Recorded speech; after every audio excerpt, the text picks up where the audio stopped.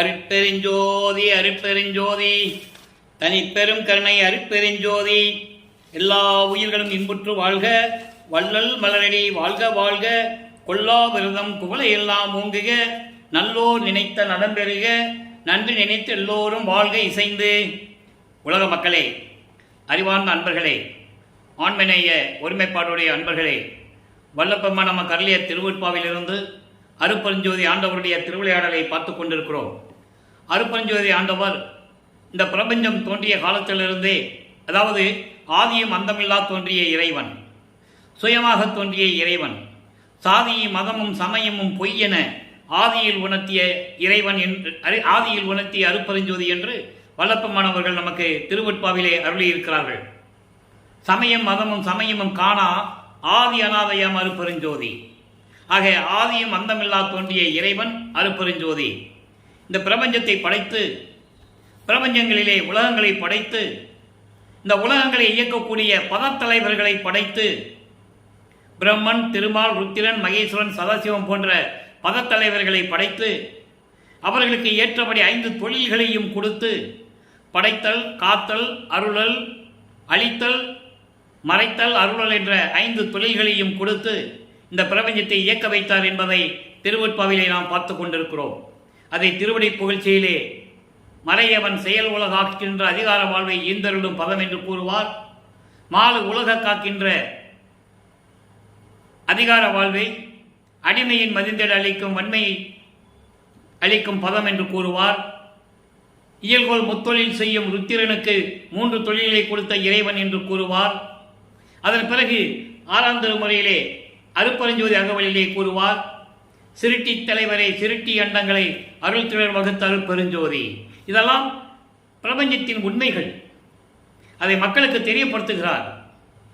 பிரம்மனும், திருமாலும், ருத்திரனும், மகேஸ்வரனும், சதாசிவமும் தானாக உருவாகவில்லை, அவர்களாக உருவாகவில்லை.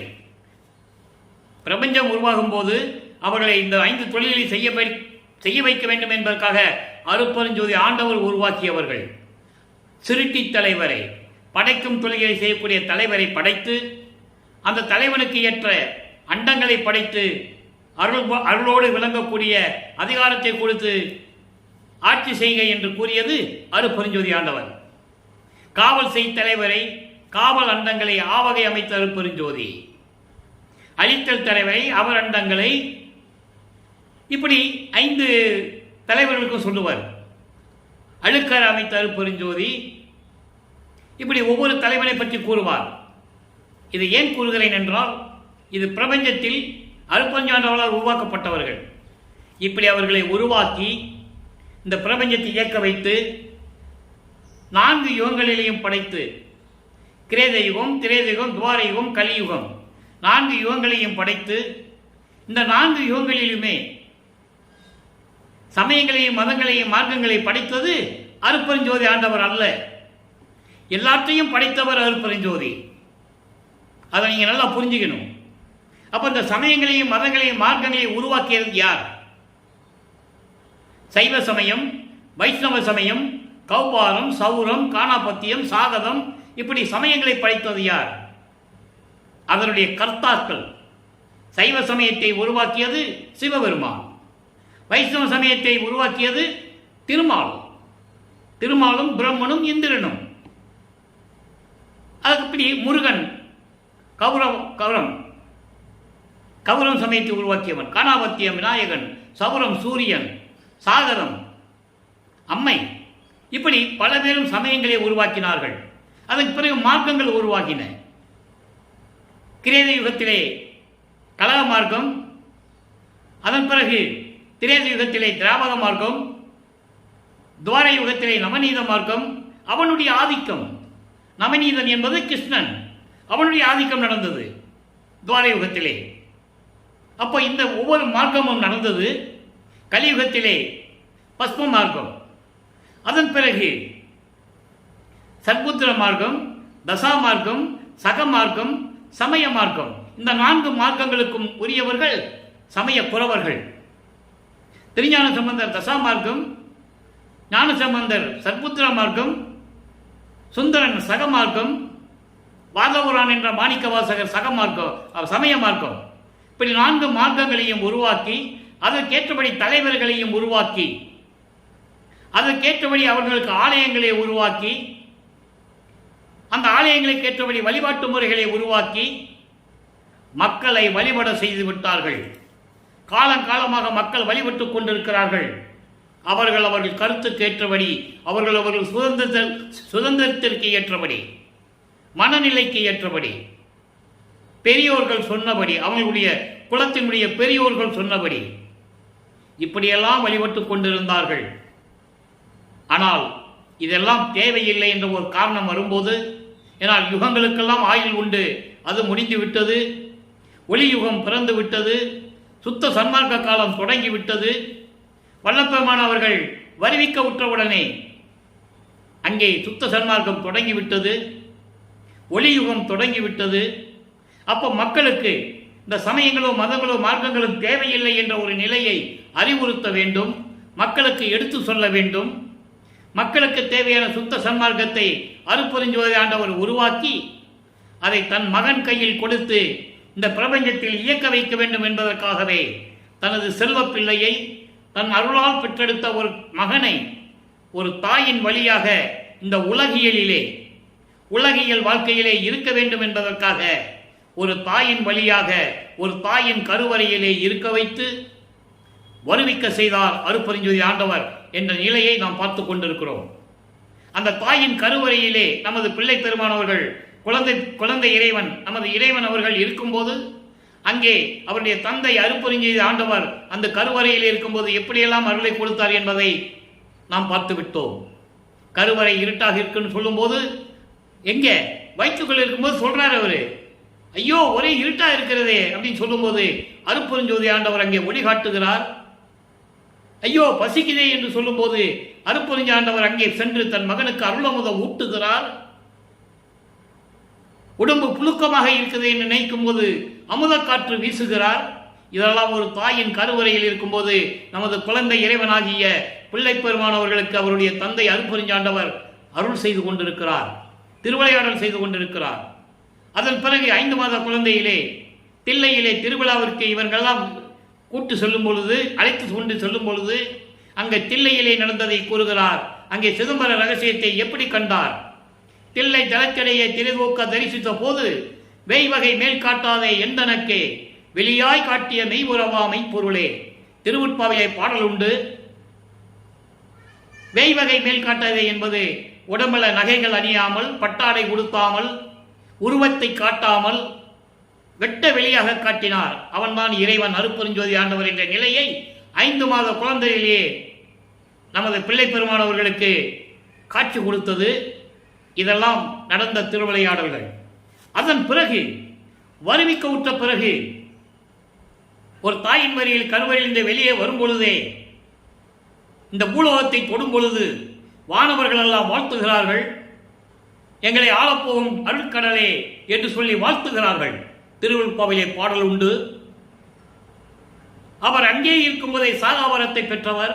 அது பின்னாலே சுத்த சன்மார்க்கத்தை பெற்ற பிறகு சாகாவரத்தை எப்படி பெற்றேன் என்பதை கூறுகிறார். அந்த நிலையை தான் நாம் பார்த்து கொண்டிருக்கிறோம். அதை நல்லா மனசில் வச்சுக்கணும். அவர் ஒரு தாயின் கருவறையில் இருக்கும்போது எல்லா அருளையும் பெற்றவர். அது பாடல்கள் உண்டு, யாரும் மறுக்க முடியாது. மக்களிடம் யாரும் சொல்லவில்லை, மக்களுக்கு தெரியவில்லை. அதுதான் விஷயம், வேறொன்றும் இல்லை. இந்த நிலையில் இருக்கும்போது வரிவு கூற்ற பிறகு சென்னையை வந்து அடைந்த பிறகு அந்த குடும்பம் எல்லாம் சென்னைக்கு போயிடுச்சு. வருவிக்க விட்டதனால் இந்த பூலோகத்திலே வருவிக்க விட்டதனால் அவருக்கு ஏற்பட்ட சொந்தங்கள் இருக்கிறதே, அந்த சொந்தங்களோடு அந்த உறவுகளோடு சென்னைக்கு சென்ற பிறகு 1ஆம் ஆண்டிலிருந்து 8 ஆண்டுகள் வரைக்கும் என்ன நடந்தது? அதாவது 1823ஆம் ஆண்டு தொடங்கிய திருவிளையாடல் 1874 30/1/1874 இரவு 12 மணி வரையிலும் இறைவனுடைய திருவிளையாடல் எப்படி நடந்தது என்பதை தான் திருவற்பாவிலிருந்தே நாம் பார்த்துக் கொண்டிருக்கிறோம் என்பதை இங்கே நான் பதிவு செய்ய கடமைப்பட்டிருக்கிறேன்.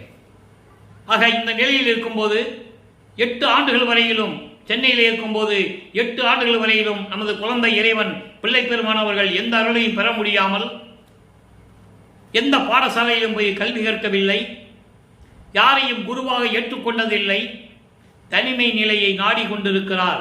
தனிமையிலே இருக்க வேண்டும் என்பதற்காக அவருடைய மனநிலை அப்படி இருந்து கொண்டிருக்கிறது.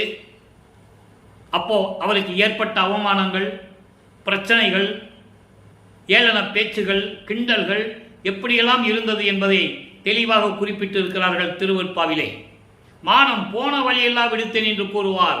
அங்கே ஞானசரியிலே சொல்லுவார், என்னை வைதாலும் வைதிடுவேன், வாழ்த்தன கொண்டிடுவேன். எங்க உலக மக்களை பார்த்து சொல்லுவார். அப்படியெல்லாம் இருக்கும்போது நான் மானம் போன வழியெல்லாம் விடுத்தேன் என்று கூறுவார். ஒரு இறைவனுக்கே இந்த நிலை ஏற்பட்டது இந்த உலகியலிலே என்பதை நீங்கள் புரிந்து கொள்ள வேண்டும். இது இறைவனுடைய திருவிளையாடல். மகனை பக்குவப்படுத்துகிறார், அருள் பக்குவப்படுத்துகிறார். சமயங்களிலும் மதங்களிலும் மார்க்கங்களிலும் இருக்க செய்து அதெல்லாம் பொய் என்று சொல்ல வேண்டும். சமயமும் மதமும் பொய்யே, அவற்றில் புகுதாதன் என்று கூறுவார் ஞானசரியிலே. உடைந்த சமய புலி நின்று எழுந்து உணர்வின் அழியா ஒரு நெறியாம் சன்மார்க்க திருநெறி பெற்று வந்தே ஞானசரியிலே கூறுவார். ஆக இந்த நிலை சுத்த சன்மார்க்கத்தை பெற்ற பிறகு கிடைக்கும். இப்போ 9வது ஆண்டில் நமது பிள்ளை பெருமானவர்கள் இருந்து கொண்டிருக்கிறார். 2வது எட்டில் 51 ஆண்டுகளை 1823ஆம் ஆண்டு தொடங்கிய அருட்பெருஞ்சோதியுடைய திருவிளையாடல் 1874 ஆண்டுகள் வரை நடந்து கொண்டிருக்கிறது. 51 ஆண்டுகள். இந்த 51 ஆண்டுகளை 8 ஆண்டுகளாக பிரித்து தன் மகனுக்கு அருளை கொடுத்து கொண்டிருக்கிறார் என்பதை திருவெற்பாவிலிருந்தே நாம் பார்த்து கொண்டிருக்கிறோம். 2வது எட்டில் இருக்கும்போது வல்லப்பெருமான் அவர்கள் 9வது ஆண்டிலிருந்து 16 ஆண்டுகளுக்குள் என்ன நடந்தது என்பதை முதலிலே பார்க்க போகிறோம். 1ஆம் திருமுறையிலே திருவருள் முறையீடிலிருந்து நாம் தொடங்கி இருக்கிறோம். திருவருள் முறையீடு மொத்தம் 232 பாடல்களை கொண்டது. இன்று 195வது பாடலை பார்க்க போகிறோம். நல்லா கவனிங்க. பாடல் உங்களுக்கு புரியாட்டாலும் கூட இறைவன் கொடுத்த விளக்கம் மிகவும் எளிமையாக இருக்கும். இறைவனை எப்படி வேண்டுகிறார், இறைவனுடைய நிலையை எப்படி கூறுகிறார், இவரும் சமயங்களும் மதங்களும் மார்க்கங்களில் சொல்லப்பட்ட நெறிமுறைகளை பின்பற்றி கொண்டு, அதாவது திருநீர் பூசிக்கொண்டு சைவ சமயத்தினுடைய அடையாளம் பாடலில் பார்க்க போறோம். அற்புதமாக இருக்கும். அடையாளம் என்று கூறுவார். அப்போ அவருக்கு அதான் தெரியும். சுத்த சன்மார்க்கம் தெரியாது, அருட்பெருஞ்சாண்டவர் இறைவனும் தெரியாது. சமயங்களையும் மதங்களையும் மார்க்கங்களையும் சைவ சமயத்தை சேர்ந்தவர்கள் சிவபெருமானை கடவுள் என்று காலங்காலமாக சொல்லிக் கொண்டு வழிபட்டுக் கொண்டிருக்கிறார்கள். அதுதானே உண்மை. அந்த நிலையில் இவர் இருக்கும்போது மற்ற நிலைகளெல்லாம் மறைப்பு நிலை.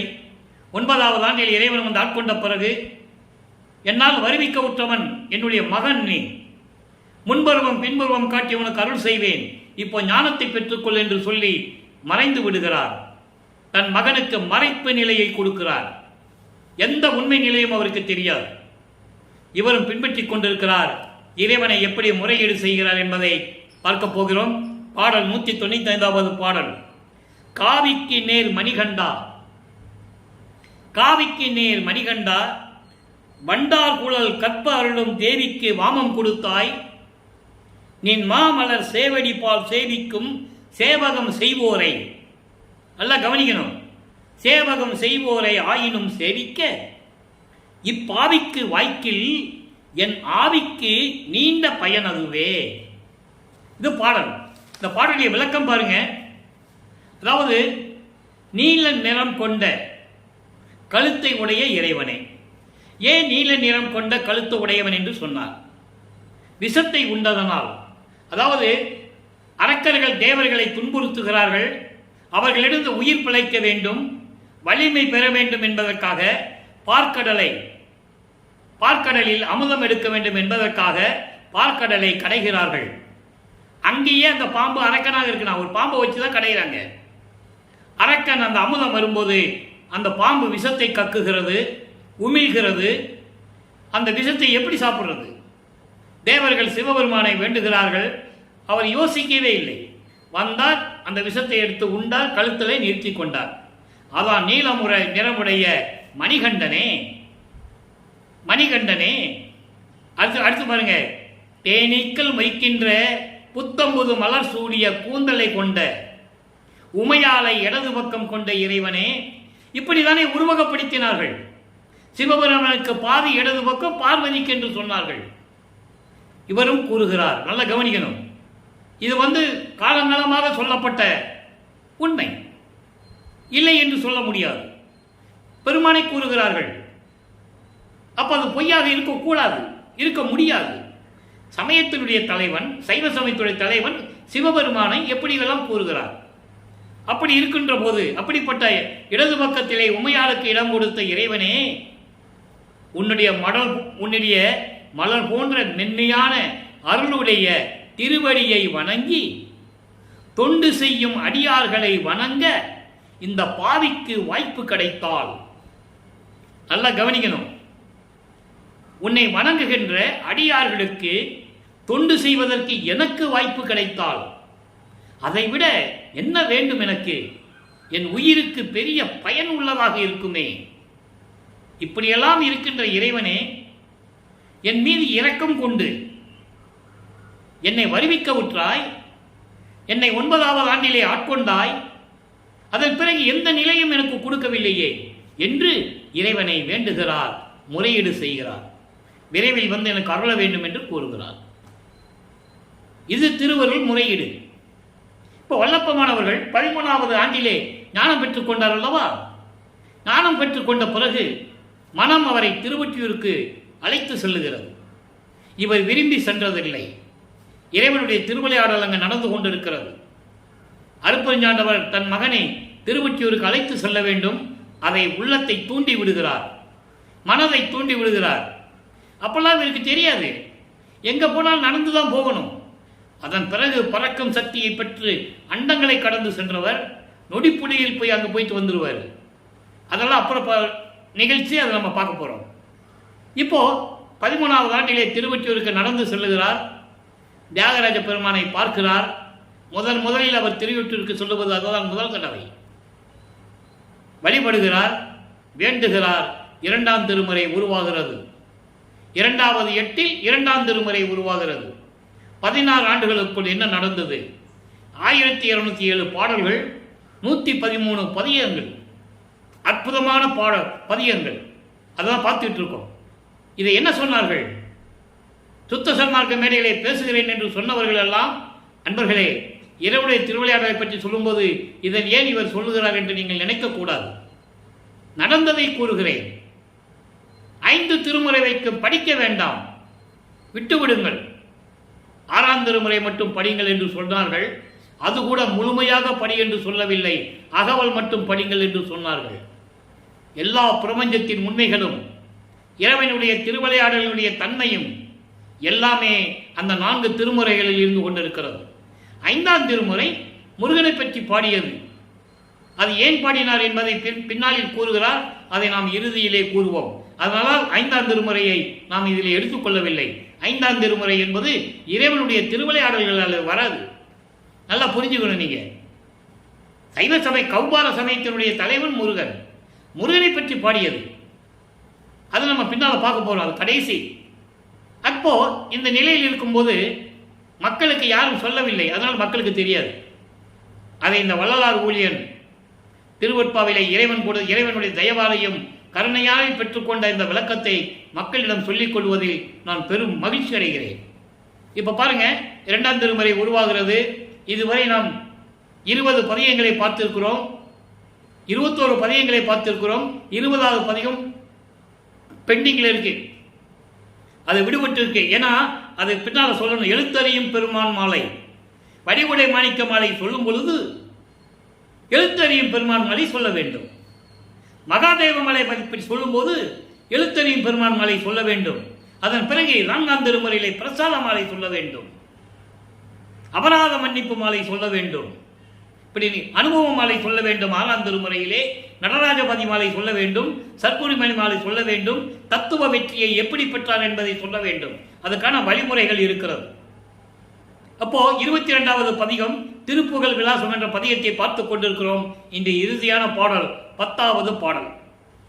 திருப்புகழ் விலாசம் என்பது இறைவனுடைய திருவருளை பற்றி உலக மக்களுக்கு சொல்லுவது, தெரியப்படுத்துவது. அதான் விலாசம், அட்ரஸிங், அட்ரஸ் பண்றது. இப்போ அந்த விளக்கத்தை பாருங்க, அற்புதமான விளக்கங்களா இருக்கும். சிவபெருமான் என்று சொல்லுவது, பல வடிவங்களை பற்றி சொல்லுவது, எப்படியெல்லாம் அடியார்களுக்கு அருளினார் என்று சொல்லுவது. இதே நிலையை சுத்த சன்மார்க்கத்தை பெற்ற பிறகு இது எதுவுமே அங்கே வராது. நல்லா புரிஞ்சுக்கணும் நீங்கள். இப்போ 2ஆம் திருமுறையிலே திருமலை வாயிலுக்கு போனது, அங்கே மாசிலாமணின்னு உருகி பாடியது, இறைவனிடம் அருளை பெற வேண்டும் என்பதற்காக ஏங்குகிறார். மனம் ஒரு நிலையில் இல்லை. இறைவனுடைய மகனும் தெரிஞ்சு போச்சு, உலகியலுக்கு ஏன் வந்தோன்னு தெரியாது. நல்லா கவனிக்கணும். எதுக்காக அறிவிக்கப்பட்டோம், எதுக்காக வந்தோன்னு அவருக்கு தெரியாதப்போ, ஆனால் வந்துட்டோம், அது மட்டும் தெரியும். திருவள்ளித்தாயத்துக்கு போவார், அங்கே இறைவனை உருகி உருகி பாடுவார். வெக்கம் இல்லாமல் கந்த துணி கட்டிட்டு இருக்கியே, உனக்கு உடுத்த உடை இல்லையா? யாரை ஏமாத்தங்க நின்றுட்டு இருக்க? எனக்கும் கொடு, நானும் கந்த துணியை கட்டிட்டு இங்கே நிற்கிறேன். அப்பனும் பிள்ளையும் சேர்ந்து கந்த துணியை கட்டிட்டு இருக்கேன்னு இந்த உலகம் சொல்லட்டும். நான் அன்னைக்கே சொன்னேன், நான் பூலோகத்துக்கு போக மாட்டேன்னு. நீ போ மகனே, உன்னால் காரியங்கள் ஆக வேண்டியிருக்கு என்று சொல்லி அனுப்பிவிட்டு என்னை தெருவிலே விட்டு விட்டாய். இந்த பழி எனக்கு வராது, இந்த பழி உனக்கு தான் என்று சொல்லி வாதாடுவார். அந்த அருமையான இடங்களெல்லாம் நாம் பார்த்து விட்டோம். எந்த அருளையும் பெற முடியவில்லை. இப்போ என்ன சொல்றாரு திருப்புகழ் விலாசத்தில் 10வது பாடல். அம்பலத்து உள்நின்றும் ஆட வல்லனே, ஆண் இவர்ந்து வந்து அருள் புரிபவனே, சம்பு சங்கர சிவசிவா. அப்படிதான் அவனை கூப்பிட்டாங்க. அரணே, சங்கரனே, சிவசிவனே, சிவபெருமானே, ஓம் நமச்சிவாயா, சிவாயா, இப்படியேதான கூப்பிட்டாங்க. அதை கூறுகிறார். என்போர் சிவசிவ என்போர் தங்கள் உள்ளம் அகம் சார்ந்திருப்பவனே, தும்மை வன்னியும் சடைமுடியவனே, தூயனே, பரம் ஜோதியே, எங்கள் செம்பொன்னே, செலும் பவளமாமலையே, திகழும் ஒற்றியோர் சிவபெருமானே. இது பாடல். அம்பலத்திலே நின்று கொண்டு திருவிளையாடல் செய்து கொண்டிருக்கின்ற வல்லமை படைத்த இறைவனே, காளை வாகன் மீது ஊர்ந்து வந்து அருளக்கூடிய இறைவனே. ஆண் என்றால் காளை, பசு என்றும் சில இடங்களில் சொல்லுவார். பசுன் என்ற கன்று போல, மகிழன் போல என்று சொல்லுவார். காளை வாகன மீது ஊர்ந்து வந்து அருள் புரிகின்றவனே, சம்பு சங்கரா சிவசிவா என்று உன்னை போற்றுகின்ற அடியார்களின் உள்ளத்தில் சார்ந்து கொண்டிருப்பவனே, அவர்கள் உள்ளத்தில் வாழ்ந்து கொண்டிருப்பவனே, தும்பை வன்னியம் சடைமுடியவனே. தும்பை வன்னியம் என்பது புத்தம் புது மலர்களால் தும்பை வண்டுகள், தேனீக்கள் ரீங்காரம் செய்து கொண்டிருக்கின்ற புத்தம் புது மலர்களாகிய கொன்றை மலரை சடையில் சூடிய இறைவனே. சிவபெருமானுக்கு பிடித்த மலர் வெற்றி மலர், வெற்றி வாகை மலர், கொன்றை மலரை சூடிய இறைவனே, தூயவனே, பரம் ஜோதியனே, எங்கள் செம்பொன்னே, செழும் பவளமாமணியே, திருவொற்றியூரில் விளங்கிக் கொண்டிருக்கின்ற சிவபெருமானே, இப்படியெல்லாம் உன்னை நான் போற்றி போற்றி வணங்கி கொண்டிருக்கிறேன், எனக்கு விரைவில் வந்து அருள்வாயாக என்று கூறி இந்த பாடலை நமக்கு அருளியிருக்கிறார்கள். ஆக மக்களே, அறிவார்ந்த நண்பர்களே, நமது பிள்ளை பெருமானவர்கள் இந்த பூலோகத்திற்கு வருவிக்க உற்று 16 ஆண்டுகள் வரையிலும் இறைவனிடமிருந்து எந்த அருளை பெற முடியாமல் தவித்துக் கொண்டிருக்கிறார். இங்கே சென்னையிலே ஏழுகணர் தெருவிலிருந்து அங்கே போவது, திருவீட்டிற்கு போவதும் திரும்பி வருவதும், இங்கே வந்த பிறகு இவர் வருவிக்கு உற்றதனால் ஏற்பட்ட சொந்தங்களிலே எப்படியெல்லாம் ஏளன பேச்சுகளை ஏற்றுக்கொண்டார் என்பதையும், எப்படியெல்லாம் அவர் மனநிலை இருந்தது என்பதையும் நாம் பார்த்து கொண்டிருக்கிறோம். அதன் பிறகு 3ஆம் திருமுறை உருவாகிறது. 3ஆம் திருமுறை என்பது வல்லப்பெருமான் அவர்கள் 3வது எட்டில் இருந்து கொண்டிருக்கிறார். 24 ஆண்டுகள் வரையில் என்ன நடந்தது? 16 ஆண்டுகள் வரையில் ஒன்றும் இல்லை. அப்புறம் 17வது ஆண்டிலிருந்து 24 ஆண்டுகளுக்குள் என்ன நடந்தது என்பதை 3ஆம் திருமுறைகளை நமக்கு அருளியிருக்கிறார்கள். இதுவரை 16 பதியங்களை பார்த்திருக்கிறோம். 16 பதியங்களுடைய ஒரு சுருக்கம். ஏனென்றால் இறைவனுடைய திருவிளையாடலை சொல்லும்போது அந்த ஒரு நிகழ்ச்சியை சொல்ல வேண்டும். திருவொற்றியூருக்கு போவது, இறைவனை வணங்குவது, எங்கேயும் அருள் கிடைக்கவில்லை. அதன் பிறகு 3ஆம் திருமுறை உருவாகின பிறகு, அதாவது 17வது ஆண்டிலிருந்து அவர் திருமுல்லை வாயிலோ திருவள்ளித்தாயத்துக்கோ சென்றதில்லை. அதன் பிறகு 8 ஆண்டுகளிலும் அங்கதான் திருவொற்றியூர் தான் இருக்கிறார். திருவொற்றியூர் போக வர இதே நிலைதான் தொடர்ந்து கொண்டிருக்கிறது. எந்த விதமான பலனும் இல்லை. தன்னுடைய மனநிலையை, மனக்குமுறலை, கோபத்தை ஒரு நாரையிடம் சொல்லி தூது அனுப்புவார். அந்த மனநிலையில் இருந்து கொண்டிருக்கிறார். பதில் இல்லை. கிளிகளை தூது அனுப்பி பார்ப்பார், எந்த விதமான பலனும் இல்லை. இதெல்லாம் பாடல்களிலே இருக்கிறது. மக்களிடம் யாரும் சொல்லவில்லை. மற்றவெல்லாம் சொன்னார்கள். மன்னன் தூது அனுப்பியதை, காதல் தூது அனுப்பியதை, புறா மூலமாக தூது அனுப்பியதை எல்லாம் சொன்னார்கள். புராணங்களிலும் காவியங்களிலும் இருக்கிற கதையெல்லாம் சொன்னார்கள். ஆனால் வல்லப்பெருமான் சொன்னதை யாரும் ஏற்றுக்கொள்ளவில்லை. மனமில்லை சொல்லுவதற்கு. நாரையும் கிளிகளையும் தூது அனுப்பினேன் என்று அவர் கூறுகிறார். அதை கேட்டால் அதெல்லாம் ஒன்னில்லப்பா, அவர் ஏதோ சொன்னாரு, போனாரு, வந்தாரு, இப்படிதான் மக்களிடம் சொன்னார்கள். நல்லா நீங்க புரிஞ்சுக்கணும். அப்போ அந்த நிலையெல்லாம் விட்டுவிட்டு அதன் பிறகு ஒரு புரத்தி பெண்ணிடம் போய் குறி கேட்கிறார். சோழி உருண்டாதானே குறி சொல்ல முடியும். அங்கதான் அவர் தடுக்கிறாரு. இப்பெல்லாம் எனக்கு தெரியப்படுத்தக்கூடாதுன்னு. அதன் பிறகு ஒரு ஜோசியரிடம் போய் ஜாதகம் எடுத்துட்டு போய் சொல்றாரு. ஜாதகம் சொல்லி கொடுக்குறாரு. ஜாதகம்னா எழுதல, சொல்றாரு. இப்போ பேர் சொல்லி ஜாதகம் சொல்லுவாங்க. நீர்மலைக்கெல்லாம் வந்துச்சு, நம்பர் சொல்லி ஜாதகம் சொல்லுவாங்க. முகத்தை பார்த்து ஜாதகம் சொல்லுவங்களாம் இருக்கிறான். ஆக அப்படி இந்த மாதிரி இறைவன், திருவொற்றியூரில் இருக்கின்ற இறைவன், உலகத்தை படைத்த இறைவன் என்னை ஆட்கொண்டாரே தவிர திரும்பி வந்து பார்க்கல. என்கிட்ட வருவாரா வரமாட்டாரான்னு தெரியல. நான் மனக்குழப்பத்தில் இருக்கேன். நீ ஒரு ஜோசியம் சொல்ல, என்னை பார்த்து என் முகத்தை பார்த்து சொல்ல, அவர் வருவாரா வரமாட்டாரா, என்னை ஆட்கொள்வாரா ஆட்கொள்ள மாட்டாரா, இல்லை இப்படியே தான் என் நிலைமை போயிருமா எனக்கு தெரியல, பயமா இருக்கு அப்படின்னு சொல்லி அந்த ஜோதிடத்தை போய் ஜோதியம் கற்பது எல்லாம் பார்த்துட்டோம். இப்போ காதல் சிறப்புக்கு கதுவா மாண்பு. இதுக்கு முன்னால பதியத்தில் பார்த்தோம். தன்னை தலைவியாகவும் இவரை தலைவனாகவும் வர்ணனை செய்து அந்த மனம் சொல்லுகிறது அவரிடம். செவிலித்தாய் சொல்லுகிறார். மனதை செவிலித்தாயாக உருவாக்கி அந்த செவிலித்தாய் கூறுவது போல 16வது பதியத்தை 10 பாடல்களில் பார்த்தோம். அந்த 10 பாடல்களின் பதில் இந்த பதியத்திலே இருக்கிறது. அதுக்கு மறுப்பு தெரிவிக்கிறார். அதில் என்ன சொல்லுவார்? செவிலித்தாய், அதாவது மனம் என்ன சொல்லும், அதாவது உலக மக்கள் என்ன சொல்லுவாங்க, இப்படிதான் அந்த அமைப்பு இருக்கும். அப்போ அவர் சொல்லுவார், செவிலித்தாய் சொல்லும், அவனுக்கு திங்கிறதுக்கு சோறு இல்லை, பிச்சை எடுத்து தின்னுட்டு இருக்கான், இருக்கிறதுக்கு இடம் இல்லை, சுடுகாட்டில் படுத்துருக்கான், உடுக்கிறதுக்கு துணி இல்லை, கந்த துணியை கட்டிட்டு இருக்கான். இதெல்லாம் இறைவனுடைய நிலையை கூறுகிறார். நல்லா புரிஞ்சுக்கணும் நீங்க. அப்போ மனம் சொல்லுது, செவிலித்தாய் சொல்லுகிறார், உலக மக்கள் அவரை ஏளனப்படுத்துகிறார்கள். அங்கே இருக்கிறவங்க மக்கள் ஏளனப்படுத்துகிறார்கள். இவர் சொல்றதை யாரும் நம்பலையே. அடப்போயா, நீ தெருவில் சுத்திக்கிட்டு இருக்க, அவனுங்க பிச்சை எடுத்துக்கிட்டு இருக்கான், சுடுகாட்டில் படுத்துக்கிட்டு போய் கும்பிட்டுக்கிட்டு இருக்க, உனக்கு என்ன கிடைக்கும்? இப்படி சொல்லுவது வழக்கம் தானே உலகியலிலே. ஒன்று வேலைக்கு போகணும், இல்லை கல்யாணம் பண்ணிக்கணும், குடும்பம் நடத்தணும், எதுவுமே இல்லையே. இவர் சொல்றது யாரும் நம்பல. அப்ப இந்த நிலையில் இருக்கும்போது அந்த பதியம் உருவாச்சு. அவனை கட்டிட்டு என்ன பண்ண போற? கழுத்துல பாம்பு வச்சிருக்கான், நீ கட்டி பிடிக்கும் போது பாம்பு கொத்திடுச்சுன்னா என்ன பண்ணுவ? நல்லா கவனிக்கணும். எவ்வளவு அற்புதமா சொல்லுவார் தெரியுமா? அதை மண்டை ஓடுகளை போட்டு மாட்டிட்டு இருக்கான். நீ அவனை கட்டி பிடிக்கும் போது மார்போட மண்டை ஓடு தானே உன் மார்போட இடிக்கும். நீ என்னத்து சுகம் பார்க்க போற? உனக்கு என்ன சுகம் கிடைக்கும்? அப்ப நீ செவிலித்தாய் சொல்லுவது போல அந்த பதியத்தை பார்த்தோம். அதற்கு எதிர்ப்பு தெரிவிக்கிறார். அவன் எப்படிப்பட்டவன் இருந்தாலும் சரி, அவன் மேல நான் காதல் வச்சுட்டேன், அவன் காதலை என்னால் விட முடியாது, நான் அவனை தான் கல்யாணம் பண்ணுவேன் அப்படின்னு தலைவி சொல்லுகிறார்.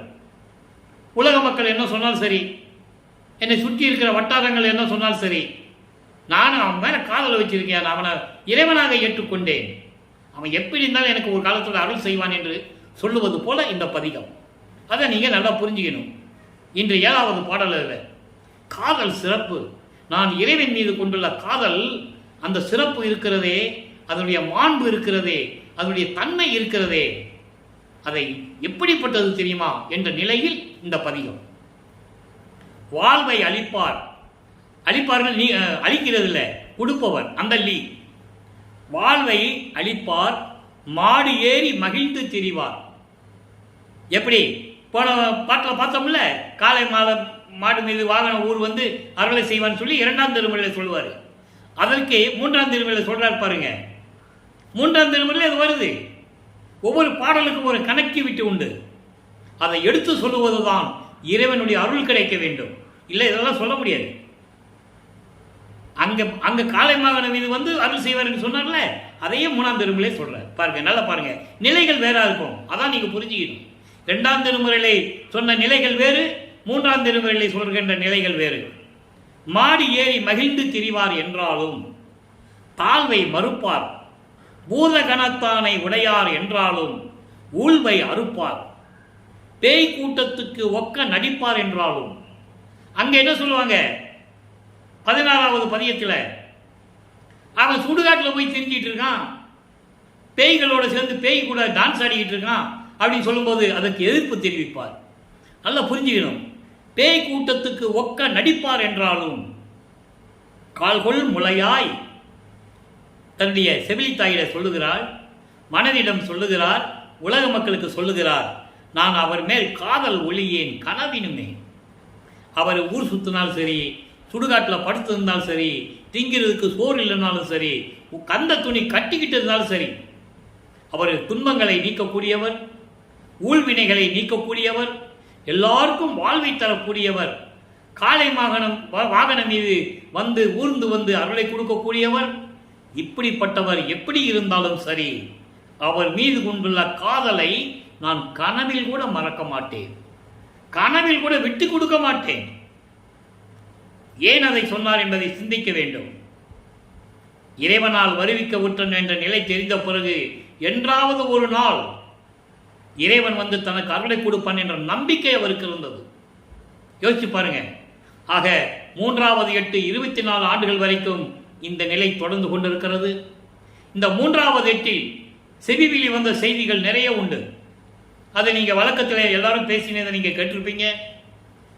திருவொற்றியில் திருவிழையை போகும்போது அங்க ஒரு சாமியார், நிர்வாண சாமியார் உட்கார்ந்துக்கிட்டு எல்லா மக்களையும் பேய் போகுது பாரு, நாய் போகுது பாரு, கழுத போகுது பாரு சொல்லிக்கிட்டு இருந்தவர் இவரை பார்த்த உடனே உத்தமன் வருகிறார் என்று கூறியதையெல்லாம், அந்த செவிவிலே வந்த செய்திகளை எல்லாம் நீங்கள் கேட்டு இருப்பீர்கள். அது உண்மையாக கூட இருக்கும். அந்த விளக்கத்துக்குள்ள நம்ம போக வேண்டாம். காரணம், அங்கே ஒரு திருவிளையாடல் நடக்கிறது. இவர் போய் தான் அந்த சாமியாரை, நிர்வாண சாமியாரை வேலூருக்கு போக சொல்லணும். அங்கதான் உனக்கு முத்தி கிடைக்குன்னு சொல்லணும். நல்லா புரிஞ்சுக்கணும் நீங்க. அதற்காகத்தான் அந்த திருவழியாக போகிறார். அதை நீங்க புரிஞ்சுக்கணும். இதை மக்களிடம் யாரும் சொல்லவில்லை. சும்மா ஊர் சுத்த போனாரு, திருவழி போனாருன்னு தான் சொன்னாங்களே தவிர அங்க இருக்கின்ற ஒரு சூட்சமத்தை, இறைவனுடைய திருவிளையாடலை மக்களிடம் யாரும் சொல்லவில்லை. அதை நீங்க நல்லா புரிஞ்சுக்கணும். இப்போ இந்த நிலை தொடர்ந்து கொண்டிருக்கும் போது 4வது 8 அடியெடுத்து வைக்கிறார் நமது பிள்ளை பெருமானவர்கள். 32 ஆண்டுகளுக்குள் என்ன நடந்தது, 25வது ஆண்டிலிருந்து 32 ஆண்டுகளுக்குள் என்ன நடந்தது என்பதை நாம் 4ஆம் திருமுறையிலே ஏற்கனவே பார்த்து விட்டோம். அருட்பிரகாச மாலை 100 பாடல்களிலே பார்த்தோம், அன்பு மாலையிலே பார்த்தோம், ஆனந்த மாலையிலே பார்த்தோம். இன்று சவுந்தர மாலை. இடையிலே 2 மாலைகள் இருக்கிறது. பிரசாத மாலை, பத்தி மாலை இருக்கிறது. அது நம்ம சொல்லுவோம். திருநூறு ஏன் பூச வேண்டாம்னு சொன்னாரு, எதுக்காக வேண்டான்னு சொன்னாரு, இறைவன் எப்படியெல்லாம் திருநூறு வேண்டாம் மகனே உனக்குன்னு சொன்னார் என்றதை பிரசாத மாலையில பார்க்க போறோம். எல்லா உண்மைகளும் திருவருட்பாவில் இருக்கிறது. இங்கே பேசக்கூடிய கருத்துக்கள், விளக்கங்கள் அத்தனையுமே திருவருட்பாவிலே இறைவனால் அருளப்பட்டது என்பதை நான் பதிவு செய்ய கடமைப்பட்டிருக்கிறேன். சுத்த சன்மார்க்கம் வாங்கிய பிறகு இதெல்லாம் தேவையில்லை மகனே என்று தனது தந்தை அருட்பெருஞ்சாண்டவர் மகனிடம் எப்படி சொன்னார், அதெல்லாம் பிரசாத மாலையில பார்க்கிறோம். ஏற்கனவே நான் பிரசாத மாலையுடைய விளக்கத்தை கொடுத்திருக்கிறேன். 4 ஆண்டுகளாக திருவருட்பாவில் இருக்கின்ற பாடல்களுக்கெல்லாம் விளக்கம் தந்து கொண்டிருக்கிறேன். அதை இங்கே நல்லா புரிஞ்சுக்கணும். அதிலிருந்து தான் திருவிளையாடலை பற்றி நம்ம பார்த்துட்டு இருக்கோம். மக்களுக்கு எடுத்து சொல்ல வேண்டும், பாடலாக சொல்ல வேண்டும். அதே நேரத்தில் அங்கே இறைவனுடைய திருவிளையாடலையும் மக்களுக்கு சொல்ல வேண்டும். வல்லப்பெருமானுடைய இறைநிலையை உலக மக்களுக்கு சொல்ல வேண்டும். இப்போ 4ஆம் திருமுறையிலே 27வது ஆண்டில் வருவிக்கவுற்று 27வது ஆண்டில் நனக்கோடி அம்மையாருக்கு திருமாங்கல்யம் பூட்டி அந்த அம்மாவிற்கு மோட்ச வீட்டை காட்டி விமோசனத்தை கொடுத்து ஒரு அருளை கொடுத்துவிட்டு அந்த திருமணத்தின் போது பிரம்மனும் திருமாலும் ருத்திரனும் அங்கே அமர்ந்திருந்து மணமக்களை எப்படி வாழ்த்தினார்கள் என்பதையும், இதெல்லாம் யாருக்கா உங்களுக்கு சொல்லியிருக்காங்களா? யாராவது சொல்லியிருந்தாங்கன்னா சொல்லுங்க, நான் தலை வணங்குகிறேன். கல்யாணம் பண்ணாரு, வேண்டான்னு சொன்னாரு. கல்யாணம் பண்ண சொன்னாங்க, வேண்டான்னு சொன்னாரு. வேற வழி இல்லை, அக்கா மகளை கல்யாணம் பண்ணி வச்சுட்டாங்க. இதானே சொன்னாங்க. அங்க திருமண மண்டபத்தில் என்ன நடந்தது? ஏன் தனக்குழி அம்மையாருக்கு திருமாங்கல்யம் பூட்டினார்? ஏன் தாலி கட்டினார்? சொல்லணும்ல. எல்லா நிகழ்ச்சிகளையும் சொன்னார்கள். ஆனால் திருவற்பாலிக்கு இந்த நிகழ்ச்சியை விட்டு விட்டார்கள். காரணம், சொல்லுவதற்கு மனம் இல்லை. சமயங்களையும் மதங்களையும் மார்க்கங்களையும் சார்ந்து கொண்டிருந்தவர்கள், ஜாதிகளின் பெயர்களை தன் பெயருக்கு பின்னால் போட்டுக் கொண்டிருந்தவர்கள், யாரும் மறுக்க முடியாது. உண்மையை மறைத்தவர்கள். அப்படியெல்லாம் அருளை கொடுத்து விட்டு வீட்டிற்கு வருகிறார். தான் இருந்த இடத்திலே வீட்டு கதவை பூட்டுகிறார், தாழ்பால் போடுகிறார். இனிமேல் எங்கேயும் செல்வதில்லை, இதுவரைக்கும் அடைந்தது துன்பங்கள்லாம் போதும் என்று சொல்லி போது இறைவன் தன் மகனுடைய கோபத்தை கண்டு, இனி ஆண்டுகளும் நெருங்கிக் கொண்டிருக்கிறது, மகனுக்கு அருளை தர வேண்டும் என்பதற்காக விண்ணுலகத்திலிருந்து பூலோகத்திற்கு வந்து தெரு வழியாக நடந்து வந்து வீட்டு கதவை அவரே திறந்து, நல்லா புரிஞ்சு இந்த பாடலாம் நம்ம பார்த்துட்டோம். சுருக்கத்தை சொல்லுகிறேன். அருளை கொடுக்கிறார். அதன் பிறகு இவர் சுத்த சன்மார்க்கத்தை பெற வேண்டும், உலக வாழ்க்கையை துறக்க வேண்டும், உலக விடயங்களை துறக்க வேண்டும், மண்ணாசை பெண்ணாசை பொன்னாசையை துறக்க வேண்டும். சரியை கிரிய யோகம் என்ற 12 நிலைகளை கடந்து விட்டார். அவரை அறியாமலே அவர் கடந்து விட்டார். உருவ வழிபாடு செய்வது, அந்த உருவத்திற்கு வேதங்கள் சொல்லி வழிபடுவது, நாமங்களை சொல்லி வழிபடுவது, சிவாய நம, நமச்சிவாய, ஓம் சிவாய நம, சங்கரா, அரகரா சொல்லி எல்லாம் வழிபட்டார். முடிஞ்சு போச்சு. யோக நிலையில் இருந்துட்டார். அப்போ அந்த 12 நிலைகளும் சமயங்களும் மதங்களும் மார்க்கங்களும் கடந்த நிலைகள். அந்த நிலைகள்லாம் கடந்தாச்சு. இப்போ தத்துவங்களை கடக்கணும், சுத்த சன்மார்க்கத்தை வாங்கணும், அந்தங்களை கடக்கணும். அதுக்கு இறைவனுடைய அருள் வேணும். அப்பதான் வந்து எல்லா அருளையும் கொடுக்கிறார் என்பதை பார்த்து விட்டோம். இப்போ வெள்ளாடை அணிந்து கொண்டார், முக்காடு போட்டாரு. இப்போ சுத்த சன்மார்க்கத்தை வாங்க சுத்த சிவஞான வெளிக்கு சொல்லணும்.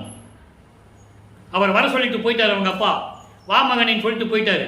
அப்போ இவர் பறக்கும் சக்தியை பெற்றுக்கொண்டார், தத்துவ சித்தியை பெற்றுக்கொண்டார், ஏம சித்தியை பெற்றுக்கொண்டார். இப்போ சாகா கல்வியை கற்றுக்கொள்ள வேண்டும், சுத்த சன்மார்க்கத்தை பெற வேண்டும். பாடல்களிலே தெளிவாக கூறினார் என்பதை ஒவ்வொரு நாளும் நாம் பார்த்து கொண்டிருக்கிறோம். தத்துவங்களை தனித்தனியாக கடந்தேன், தத்துவாதீத மேல்நிலையில் சித்தியல் முழுதும் தெரிந்தேன். அப்பதான் கடக்க முடியும், பறக்க முடியும். அவை மேல் சிவநிலை தெரிந்திட சென்றேன். இங்க என்ன சொன்னாங்க? அவரை பற்றி என்ன அவதூறாக பேசினார்கள். தெருக்களுக்கு எங்கேயா போயிடுவாருப்பா, 6 மாசம் கழிச்சு வருவாரு, 1 மாசம் கழிச்சு வருவாரு, ஊரா சுத்திக்கிட்டு திரியிறவன், இப்படிதான் சொன்னார்கள். மக்களிடம் அப்படிதான் சொன்னார்கள், சொல்லிக் கொண்டிருக்கிறார்கள். அவர் அண்டங்களை கடந்து போனாருப்பா, அங்க சுத்த சன்மார்க்கத்தை வாங்க போனாரு, அங்கதான் சத்தியஞான சபை இருந்தது, அதான் அந்த சத்தியஞான சபை இங்க கட்டினாரு, யாராவது சொன்னாங்களா? ஆனா அவர் சொல்றாரு வளர்ப்பமான். அவர் சொன்னதை சொல்லுங்கன்னு நான் சொல்றேன். என்னுடைய ஆதங்கம். இனிமேல் பேசக்கூடியவர்கள், நானும் பேசினேன், வெளிநாட்டில் பேசி, மலேசியா பேசிருக்கோம், சபைகள் எல்லாம் பேசியிருக்கோம். ஒரு தடவை பேச கூப்பிட்டா திரும்பி என்ன பேச கூப்பிட மாட்டாங்க. திருவற்பாவின் உண்மையிலே சொன்னால் அந்த நிலை ஏற்படும். அப்போ இறைவன், என் தந்தை பல்லப்பமான எனக்கு கூறியது, கவலைப்படாத மகனே, இன்னைக்கு யூடியூப்ல டெய்லி 1 மணி நேரம் பேசுறேன் தினமும், யார் என்னை தடுக்க முடியும்?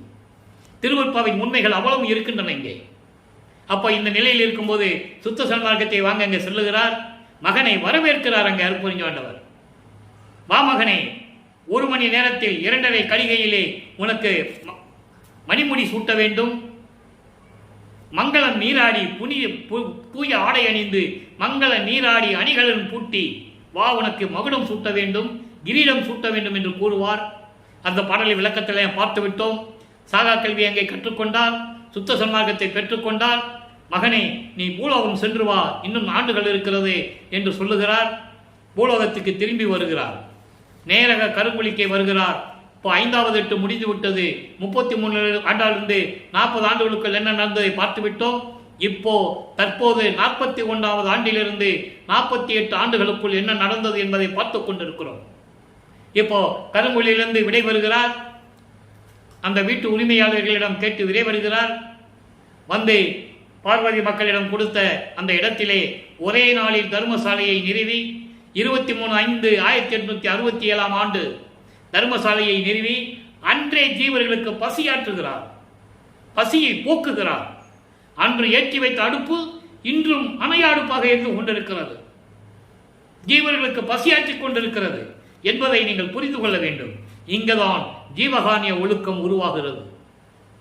ஜீவகானிய ஒழுக்கம் என்ன என்பதை நம் பின்னாளில் பதிவிட காத்துக் கொண்டிருக்கிறோம். அற்புதமாக இருக்கும். 7 பதிவுகள் போட வேண்டியிருக்கிறது.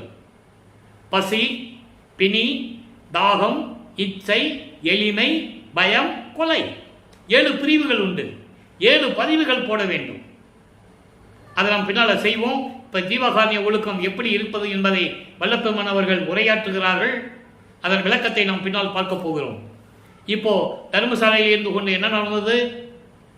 1869 ஆண்டு நீதிமன்றத்திலே தொடுத்த வழக்கு சமயங்களையும் மதங்களையும் மார்க்கங்களையும் ஜாதிகளையும் சூழ்ந்து கொண்டிருந்தவர்கள் எப்படி இவர் திருவெட்பாவை எழுதலாம், எந்த பாடசாலையிலும் கற்கவில்லை, புலமை பட்டம் பெறவில்லை, புலமை இல்லை, தவறாக சமயங்களையும் மதங்களையும் மார்க்கங்களையும் சாடுகிறார், இது மறு அறுப்பா என்று அறிவிக்க வேண்டும் என்று நீதிமன்றத்திலே இட்ட வழக்கை முடித்து வைத்துக் கொண்டு நேராக செல்லுகிறார். அங்கே நீதிபதிக்கு காட்சி கொடுக்கிறார் நமது இறைவன் வல்லப்பெருமான் அவர்கள். காட்சி கொடுத்தவனை நீதிபதி எழுந்து நிற்கிறார். அவர் எழுந்து நிற்பதை எல்லாம் எழுந்து நிற்கிறார்கள். அப்ப நீதிபதி சொல்லுகிறார், ஏன் எழுந்து நிற்கிறீர்கள்? இதெல்லாம் பாடல்கள் கிடையாது, செவி விழுந்த செய்திகள். ஆனால் 1869 நான் இந்த கணக்கு வழக்குகள் எல்லாம் தீர்த்து விட்டேன் என்று கூறுவார். அது பாடலிலே உண்டு. அதை நீங்க புரிஞ்சுக்கணும். கணக்கு வழக்குகள் அத்தனையும் முடித்து விட்டேன் கூறுவார். அந்த பாடல் விளக்கத்தை நாம் பார்த்து விட்டோம். அப்போ அவருக்கே உணர்த்துகிறார். நீதிபதி கூறுகிறார், திருவெட்பா மக்களுக்கு ஏற்றது என்று சொல்லி தீர்ப்பளிக்கிறார். எந்திரிச்சு நின்னதனால தீர்ப்பளிக்கல, அதை நீங்க புரிஞ்சுக்கணும்.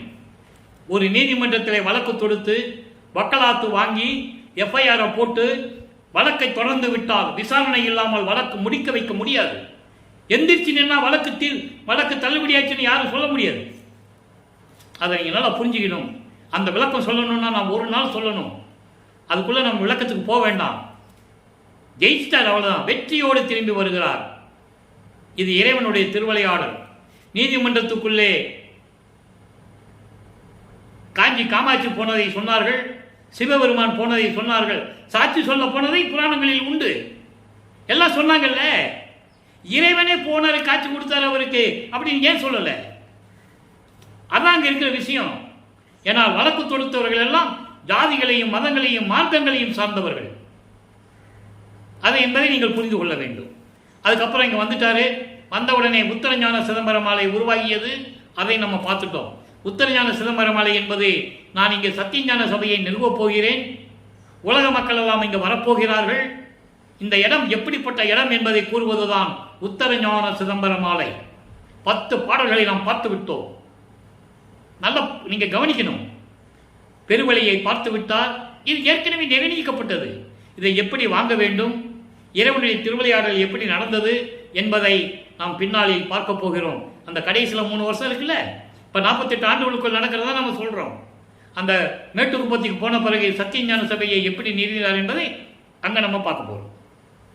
இப்போ இங்கே இருந்து கொண்டு தர்மசாலையில் இருந்து கொண்டு ஜீவகானிய ஒழுக்கம் வந்துருச்சு. மக்களுக்கு சொல்லிக்கிட்டு இருக்காரு, தினமும் சொல்லிக்கிட்டு இருக்காரு. அதனுடைய விளக்கத்தை நம்ம பின்னால் பதிவு போட போகிறோம். 7 பதிவங்கள் இருக்கு, 7 பதிகங்கள் இருக்கு. 7 பதிவுகள் அற்புதமாக இருக்கும். அதை நம்ம பார்க்க போகிறோம். இப்போ அங்கே இருந்து கொண்டு இருக்கும்போது இவரை பற்றி சூழ்ந்திருந்தவர்கள் என்ன சொன்னார்கள், எப்படி எல்லாம் இவர் மீது நம்பிக்கை இல்லாமல் இருந்தார்கள், ஏன் இவரை நம்பவில்லை என்ற மன வருத்தத்தை வெளியே சொல்ல முடியாமல் பாடலாக கொடுத்திருக்கிறார்கள். தலைவி வருந்தல் என்ற பதிகத்திலே இன்று 19வது பாடலை நாம் பார்க்க போகிறோம். நல்லா கவனிக்கணும். தனித்தலைவன் வருகின்ற தருணம் இது மடவீர். தன்னை தலைவியாகவும் இறைவனை தலைவனாகவும் வர்ணனை செய்து மனைவியிடம் சொல்லுவது போல உலக மக்களுக்கு சொல்லிக் கொண்டிருக்கிறார்கள். நல்லா கவனிக்கணும். நீங்க இங்க ஏன் பெண்கள் சொன்னார்னா, தன்னை ஒரு பெண்ணாக உருவப்படுத்துகிறார். கவிதைக்காக, பாடலுக்காக. வெளியே சொல்ல முடியாமல் அந்த மன வருத்தத்தை மக்களிடம் கூறுவது போல இந்த பாடல். யாராவது ஒரு நாள் யாராவது ஒருத்தர் இதை புரிந்து கொண்டு மக்களிடம் சொல்லுவார்கள் என்ற நிலையில்தான் இந்த பாடலை அருளினார்கள். அந்த பாக்கியத்தை இந்த வள்ளலார் ஊழியர் பெற்றிருக்கிறேன் என்பது என்று சொல்லிக் கொள்வதில் பெரும் மகிழ்ச்சி அடைகிறேன், மனப்புதிப்படைகிறேன். பாடலுடைய விளக்கம் பாருங்க. தனித்தலைவன் வருகின்ற தருணம் இது. மடவீர் தனிக்க என்னை விடுமின் என்றேன், அதனாலவோ தெரியல இனித்து சுவையெல்லாம் என் கணவர் அடிசுவையே என்று உரைத்தேன். இதனாலோ எதனாலோ அறியேன், பனித்த குளிர்காலத்தே சனித்த சலம் போன்றாள் பாங்கி. தோழியை சொல்லுகிறாள். தோழி என்பது மனம்.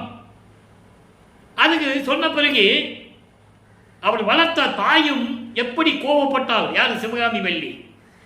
இதற்கு இடையில் 4ஆம் திருமுறை ஒரு பாடல் சொல்லணும். அது சொல்லாமல் உங்களுக்கு இது நான் சொல்லிட்டு இருக்கேன். எதுக்காக இது சொன்னாலும் சொல்லணும்ல? ஏன்னா அவரை பற்றி பாடாமல் இருக்கும்போது இந்த நிலை ஏற்படுகிறது. இப்போ என்ற வளர்த்தவளும் தூங்க முகம் கொண்டாள். தூங்குஞ்சு மாதிரி இருக்கா, முகத்தில் சோகமாக இருக்கிறான். ஏன்னா அவளும் நம்பல, அந்த நிலையை அவர் சொல்லலை. 4ஆம் திருமுறையில் சவுந்தரமாலையில் சொல்றாரு. அதை நம்ம பார்க்க போறோம். இதை சொல்லிட்டு நான் அதை சொல்றேன். அப்பதான் உங்களுக்கு புரியும் ஏன் வளர்த்த தாய் சிவகாமி வெளியே இவர் சொல்றாரு அப்படி நிலை உங்களுக்கு புரியணும்ல. அதனால முதல்ல இதை சொல்லிட்டு நான் அதை சொல்றேன். கனித்த பழம் இடித்து மின்னார்னா பெண்கள் காய் தின்றது போன்று இருக்கின்றார்கள். காய் தின்று இருக்கின்றார் கருத்தர நடராயர். நடராஜன் சொன்ன உடனே நடராஜன் கிட்ட போயிடக்கூடாது. அதான் சுத்த நடராயர், கருத்தர நடராயர், வல்லவ நடராயர்லாம் சொல்லுவார். ஏன்னா மக்களுக்கு சொல்லணும். ஏன்னா நம்ம ஆளுங்களாம் நேரம் இங்கே வர்றதுக்கு வடலூர் வர்றதுக்கு முன்னால் பெருமையாக சொல்லுவாங்க, நான் சிதம்பரத்துக்கு போயிட்டு வந்தேன்னு சொல்லுவாங்க. அந்த விளக்கெல்லாம் நிறைய நான் கொடுத்துருக்கேன். இருந்தாலும் அப்பப்போ நான் சொல்லுவேன், கேட்டுக்காங்க.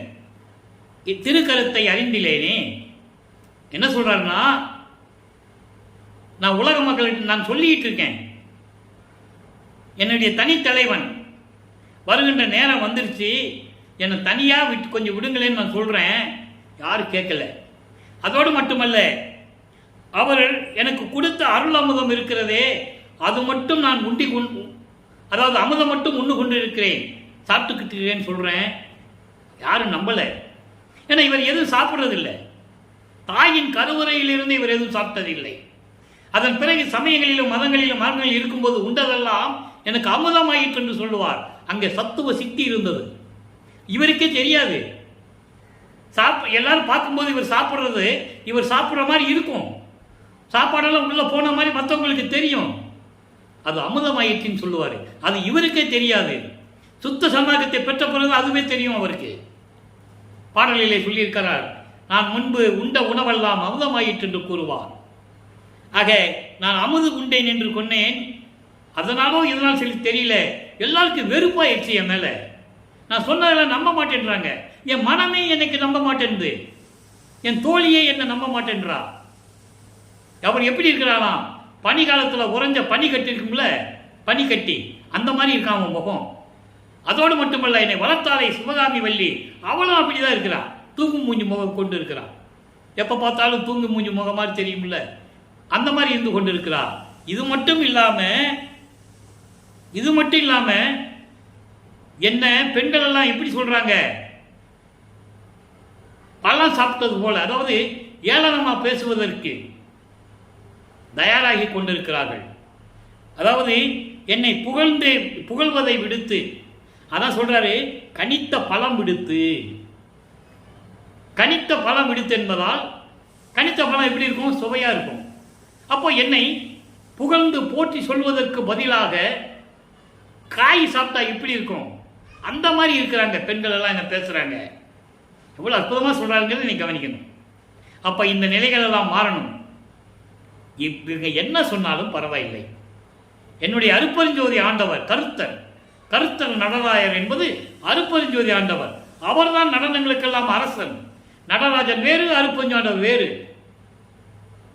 அதெல்லாம் கிடையாதுப்பா, எல்லாம் ஒண்ணுதான் சொல்லுவாங்க. அப்ப அங்க சிதம்பரத்தில் அருப்பெருஞ்சோதி அருப்பெருஞ்சோதி தனிப்பெருங்கனி அருப்பெருஞ்சோதி என்று போட்டிருக்கா?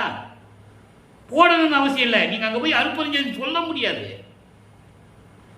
அதே மாதிரி இங்க சிவஜாய நமச்சிவாய நம்ம ஓசிவாய நம்ம போர்டு போட்டிருக்கா? ஞான சபையிலையும் சித்தி வளாகத்திலையும் கருங்குழிலையும் மருந்துலையும் போட்டிருக்கா? அப்ப எப்படி ஒன்னாகும்? வேணும்னு சொல்றது.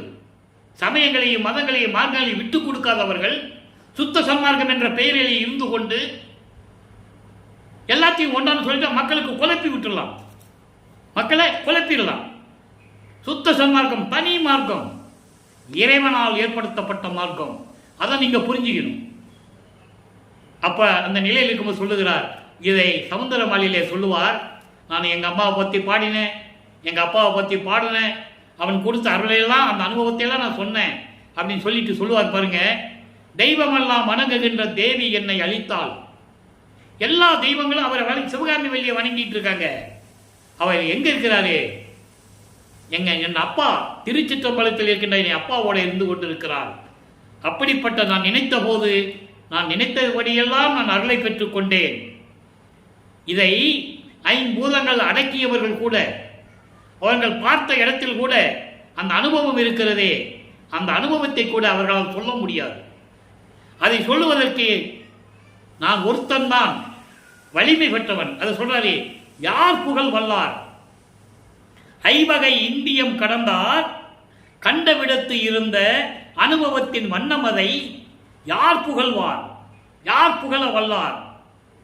ஐம்பூதங்களை அடக்கியவர்களும் ஐம்பொறிகளை அடக்கியவர்களும் அவர்கள் பார்த்த இடத்தில் இருந்த அந்த அனுபவத்தை யாரால் சொல்ல முடியும்? என்னால் தான் சொல்ல முடியும் என்று கூறுவார். ஆக இந்த நிலைகள் எல்லாம் மாறி தலைவி வருங்கள் நிலையை பார்த்து விட்டோம். இப்போது வல்லப்பெருமானவர்கள் பாமாலை ஏற்ற பதிகத்திலே 12வது பாடலை பார்க்க போகிறோம். மனம் வருந்துகிறார்கள்ல, அப்ப இறைவன் வரணும்ல, இறைவன் வந்து அருளை கொடுக்கணும்ல. பாமாலை ஏற்றல் அற்புதமான பாடல், கடைசி பாடல். அந்த பதிகத்திலே என்ன சொல்றார் பாருங்க. ஆக்கி அழித்தல் முதலாம் தொழில் ஓர் ஐந்தனையும் தேக்கி அமுது நீ செய் என்றான், தூக்கி எடுத்தான் அணைத்தான் இரவாத தேகம் கொடுத்தான் சிற்றம்பலத்து என்போ.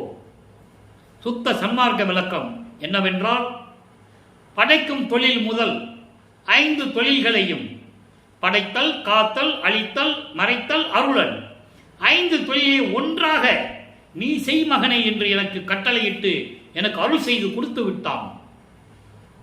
அருமையா நீங்க கவனிக்கணும். இதுக்கு முன்னால் 5 தொழிலையும் 5 பேர் பார்த்துக்கிட்டு இருந்தான். பிரம்மனும் திருமாலும் ருத்திரனும் மகேசும் சதாசிவனும் அவங்கெல்லாம் இறந்து ஆயுள் காலம் முடிந்து இறைவனுடைய திருவடியில் இருந்து கொண்டிருக்கிறார்கள். எந்த விதமான அருளும் இல்லாமல் சும்மா பொம்மை மாதிரி இருக்கிறாங்க. இந்த 5 தொழிலையும் எனக்கு கொடுத்து விட்டான், தூக்கி எடுத்தான். எங்கே இருந்து தூக்கி எடுத்தான்? சமயங்களிலும் மதங்களிலும் மார்க்கங்களிலும் நீக்க வைத்து அதிலிருந்து தூக்கி எடுத்தான். என்னை சுத்த சன்மார்க்கத்தை கொடுத்தான், தூக்கி எடுத்தான், அணைத்தான். அணைத்தான கட்டி பிடிக்கிறது இல்லை, அது வேற. அது தந்தையும் மகனுக்கு ஏற்பட்ட நிகழ்வு. அவகிட்ட நீக்கி எடுத்து எனக்கு சுத்த சன்மார்க்கத்தை கொடுத்தான். அதனால் இரவாத தேகம் பெற்றேன், என்றும் இரவாமை பெற்றேன். வேதம் தவித்தே இறைவன் என்னை ஒன்றாக அணைத்துக் கொண்டான் சொல்வார். என்றே இரவாமை பெற்றேன். அதான் இங்க சொல்றார், இரவாத தேகத்தை கொடுத்தான். சிற்றம்பலத்தில் இருக்கின்ற என் அரசன், என் இறைவன், என் தந்தை என்று கூறுகிறார். சொல்லிட்டாரா? இதை ஏன் மக்கள்கிட்ட யாரும் சொல்லலை? அதை நீங்க புரியணும், சிந்திக்கணும். யாராவது சொல்லியிருக்காங்களா? 5 தொழில் இப்பதான் வல்லற்பெருமான் பண்ணிட்டு இருக்காரு. 30/1/1874 இரவு 12 மணியிலிருந்து எல்லா பிரபஞ்சத்தையும் இயக்கி எல்லா உயிர்களையும் படைத்து 5 தொழிலையும் வல்லற்பெருமான் தான் பண்ணிட்டு இருக்கிறாரு. நம்மளை எல்லாம் படைத்தவன் வல்லற்பெருமான் தான் என்று யாராவது சொல்லியிருக்காங்களா? நான் சொல்லுவேன். நான் வள்ளலார் ஊழியன், அவர் சொன்னதை சொல்லிக் கொண்டிருக்கிறேன். பிரபஞ்சத்தை இயக்கிட்டு யாரு? சித்தி வளாகத்தில் உட்கார்ந்துட்டு பிரபஞ்சத்தை இயக்கிறது யாரு? வல்லற்பெருமான். விரிப்பிலேன் மாலையின் பதவி வேண்டு கொல்லேன் கொல்லேன் கொல்லேன். அந்த உலகங்கள் எனக்கு தேவையில்லை நம்ம அப்பாட்ட சொல்லிடுவார். பிரம்ம உலகம், சத்திய உலகம், நித்திய உலகம், வைகுண்டம் எல்லாம் இருக்குல்ல, கைலாசம் எல்லாம் இருக்கு. உனக்குன்னு ஒரு உலகம் இருக்கியா? வான் கூப்பிடுறாரு அவங்க அப்பா. தேவையில்லை. என்னை விட்டு மக்கள் ஒரு நிமிஷமும் பிரிந்து இருக்க மாட்டார்கள், நானும் பிரிந்து இருக்க மாட்டேன். நான் சிட்டி வளாகத்தில் இருந்து கொண்டு, இந்த குடிசையிலே இருந்து கொண்டு இந்த பிரபஞ்சத்தை இயக்கிக் கொண்டிருக்கிறேன் என்று கூறுகிறார். ஆனால் இவங்க என்ன சொன்னாங்க? உறவை பூட்டிட்டு போய் மறைஞ்சிட்டாரு, எங்கேயோ போயிட்டாரு. அவ்வளோதான், மேட்ரை முடிச்சுட்டாங்க.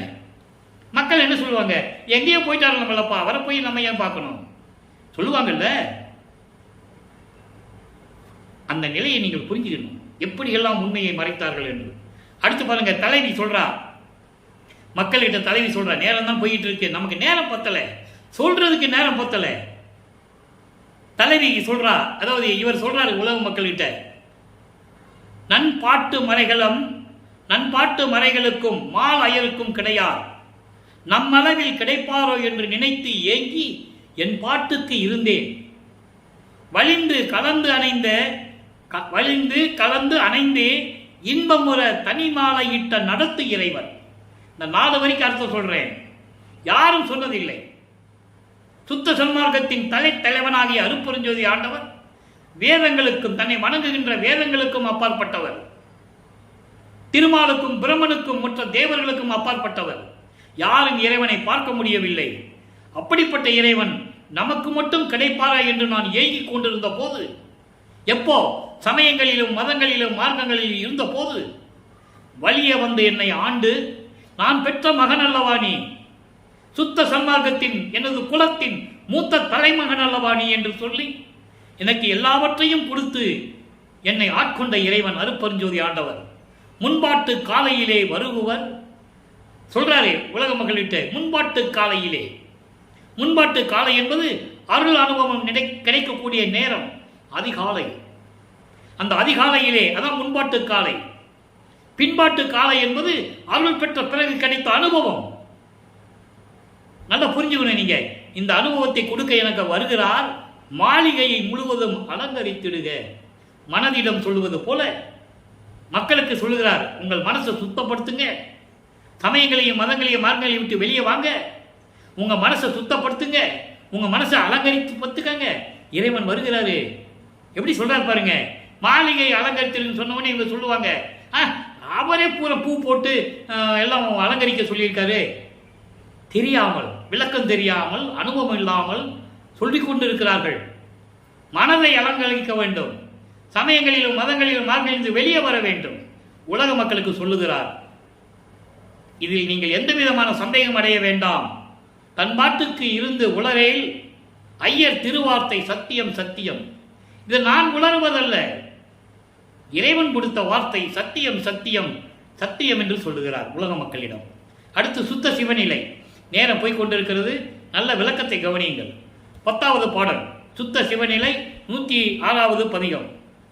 வஞ்ச வினை எல்லாம் மடிந்தனவன், மாயை இருள் அஞ்சி என்னை விட்டே அகன்றனவால், எஞ்சலிலா இன்பமெல்லாம் என்றனையே எய்தி நிறைந்தனவால், துன்பமெல்லாம் போனம் தொலைந்து, நான் சமயங்களிலும் மதங்களிலும் மார்களை விட்டு என் தந்தை சுத்த சன்மார்க்கத்தை கொடுத்து என்னை தூக்கி எடுத்து அணைத்து அருளை கொடுத்த பிறகு வஞ்ச வினைகளெல்லாம் தீர்ந்து விட்டது, மாயைகளெல்லாம் தீர்ந்து விட்டது, அறியாமை தீர்ந்து விட்டது, எல்லா அருளும் என்றனையே சார்ந்து விட்டது, துன்பமெல்லாம் தொலைந்து விட்டது. அற்புதமாக சொல்லிட்டாரு. அடுத்து தனித்திரளங்கள் என்ற ஒரு பதிகம் 145வது பாடல். எங்கே இருக்கிற பாடலுக்கு எங்க கனெக்ஷன் இருக்கு? 110வது பதிகத்தில் 145வது பாடல்ல இருக்கு. அன்புடையவரே, எல்லாம் உடையவரே, அருட்பெருஞ்சோதி என் ஆண்டவரே, என் வன்புடை மனத்தை நன்மனமாக்கி எனது வசம் செய்வித்தருளிய மணிமன்றத்தவரே, இன்புடையவரே, என் இறையவரே, என் இரு கண்ணுள் மணிகனுள் இசைந்து இருந்தவரே, என்புடை என்னை தூக்கி எடுத்தீர். மறுபடியும் சொல்றாரு, என்னை தூக்கி எடுத்தீர் இங்குன்னா பூலோகத்தில். இதனை எண்ணுகின்றேன், அமுது உண்ணுகின்றேன். அண்டர்லைன், அமுதுதான் சாப்பிட்றாரு அவரு. இதை விளக்க என்னன்னா, அருட்பெருஞ்சாண்டவர் என் இறைவன், அன்புடையவர், எல்லாம் உடையவர், என்னுடைய வஞ்சக மனதை எல்லாம் நல்ல மனமாக்கி, அதாவது சமயங்களையும் மதங்களையும் மார்க்கங்களையும் நீக்க வைத்து சுத்த சன்மார்க்கத்தை கொடுத்து அருளிய சத்தியஞான சபை தலைவன், இன்புடையவர், என் இறைவன், என் இரு கண்மணிக்குள் இருக்கின்ற இறைவன் என் அருகில் வந்து என்னை தூக்கி எடுத்தார். அதையெல்லாம் நீக்கிவிட்டு விட்டார். சமயங்களையும் மதங்களையும் மார்க்கங்களையும். அதை நான் எண்ணுகின்றேன், இறைவனுடைய அருளமுதம் உண்ணுகின்றேன். கடைசியாக ஒரு பாடல் விளக்கம், மெய்யறல் வியப்பு. 60வது பாடல். சாதல் பிறத்தல் என்னும் அவத்தை தவிர்த்து, அதனுடைய விளக்கம், இரவாமை உற்றேன்னு சொன்னார்ல, இரவா தேகம் பெற்றேன்னு சொன்னார்ல, அதுக்கு விளக்கம் சொல்றாரு. சாதல் பிறத்தல் என்னும் அவத்தை தவிர்த்து காலையே தனித்து உன் அருளின் அமுதம் புகட்டி கொடுத்தாய். இங்கே காலை என்பது கருவிலே, ஒரு தாயின் கருவறையிலே நான் இருக்கும்போது அங்கேயே எனக்கு சாதல் பிறத்தலை, அந்த அவத்தையை நீக்கிவிட்டாய். யார் சொன்னது மக்கள்கிட்ட? அதான் காலையிலே. எப்படி சொல்றாரு பாருங்க. அந்த நிலையில் இருக்கும்போது எனக்கு அதெல்லாம் நீக்கிவிட்டாய், உனது அருளமுதம் புகிட்டு என்னை வளர்த்தாய் கருவறையிலே. அதோடு மட்டுமல்ல, படித்தல், உணருதல், மகிழ்தல் எல்லாமே நீ கொடுத்த அருள். உலக விளையாக்காட்டில் செல்லாது என்னை காத்த தலைவனே, எனது மெஞ்ஞான இறைவனே என்று கூறுகிறார். இந்த 7 உலக அவத்தை என்று கூறுவார். அதை சொல்றார், சாதல் பிறத்தல் என்ற அவத்தை என்று கூறுகிறார். 7 உலக அவத்தை நான் ஏற்கனவே விளக்கம் நிறைய கொடுத்து விட்டேன். 7 உலக அவத்தை விட்டு ஏறினேன் மேல்நிலை, ஊழிதோறும் ஊழி உயிர்தலைத்து ஓங்கினன். இதுக்காகவே நான் ஒவ்வொரு யுகத்திலே இருந்தேன்னு சொல்றாரு. இதை பிரமனும் திருமாலும் ஆலியானும் அயனும் அதிசயத்திட என்னுள் வாழி அருப்பெருஞ்சோதி மன்னவரே. எவ்வளவு அருமையா சொல்வார் தெரியுமா? ஏன் சொன்னாரே? நான் பிரமனால் படைக்கப்பட்டவன் அல்ல, திருமாலால் காக்கப்பட்டவன் அல்ல, நான் இறைவனால் படைக்கப்பட்டவன். அதை சொல்லுவார். நீயே என் தந்தை அருளுடையாய், என்னை நேர்ந்து பெற்ற தாயே, தந்தையும் தாயும் நீதானே என்று கூறுவார். என்னை வளர்த்தவள் சிவகாமி வள்ளி என்று கூறுவார். எனவே அன்பர்களே, இப்படிப்பட்ட நிலையில் இருக்கின்ற வள்ளல் பெருமானுடைய திருவடியை வணங்கி, அருப்பெருஞ்சோதியை வணங்கி, சுத்த சன்மார்க்கத்தில் இணைந்து, கொலையும் புலையும் தவிர்த்து ஜோதி வழிபாடு செய்து, உருவ வழிபாடுகளை நீக்கி ஜோதி வழிபாடு செய்து சுத்த சன்மார்க்கத்தை பெற்றுக்கொண்டு இறைவனை அருளையும் பெற்றுக்கொண்டு நீங்கள் நோயற்ற வாழ்வில் வாழ்வாங்க வாழ வேண்டும். இந்த வையகத்தில் இறைவனோட தயவோடும் அருளோடையும் கூறி இந்த வள்ளலார் ஒளியன் விடைபெறுகிறேன். மீண்டும் நாளை சந்திப்போம். நன்றி, வணக்கம். அருட்பெருஞ்சோதி அருட்பெருஞ்சோதி தனிப்பெருங்கருணை அருட்பெருஞ்சோதி. நாளையும் இறைவனுடைய திருவிளையாடல் தொடரும். கேட்டு மகிழ்ந்து இறைவனுடைய அருளை பெற்றுக் கொள்ளுங்கள்.